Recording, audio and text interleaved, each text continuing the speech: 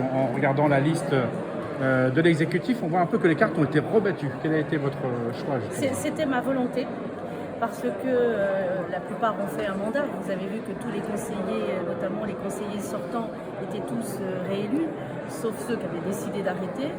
Et je considérais que faire 13 ans la même chose, eh bien, ça devient une routine. Et je n'aime pas la routine.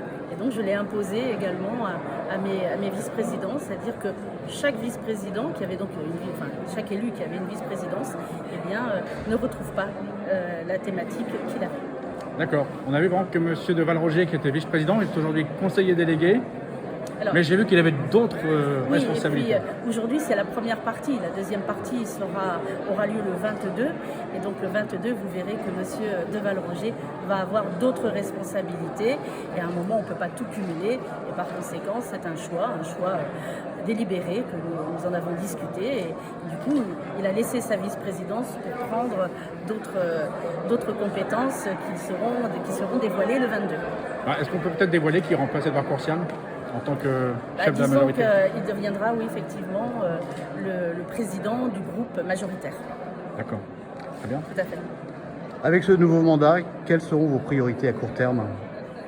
Alors, bien sûr, il y a 28 actions qui ont été déclinées.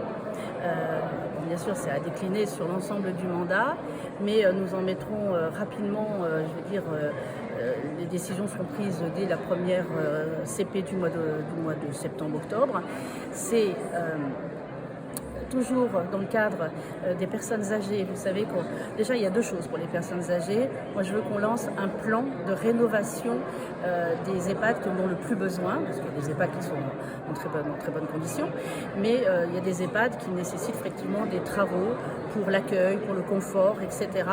Et d'ailleurs, cet après-midi, j'irai voir l'EHPAD de Clermont, puisque c'était quelque chose que nous avions voté avant la fin du mandat, et les travaux ont démarré. Donc déjà, Clermont, il y en aura d'autres, on travaillera sur les dossiers et on verra dans quel ordre de priorité nous allons rénover un certain nombre d'EHPAD.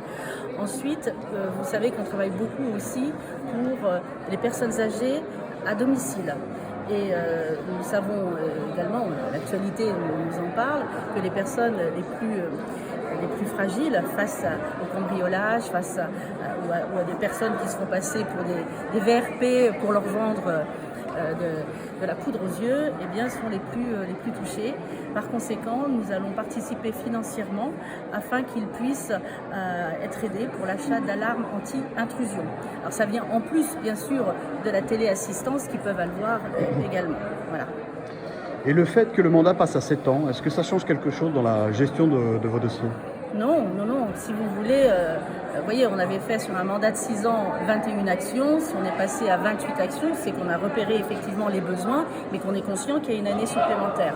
Donc c'est la raison pour laquelle il y a plus d'actions sur ce mandat, puisqu'il sera de 7 ans, puisqu'il faudra qu'on passe, pas sur la présidentielle qui arrive, mais qu'on passe après la prochaine présidentielle. Puisque les usages disent qu'il n'y a pas d'autres élections dans l'année qui précède l'élection présidentielle. Et là, le calendrier serait tombé à quelques mois de la présidentielle. Merci Madame la Présidente.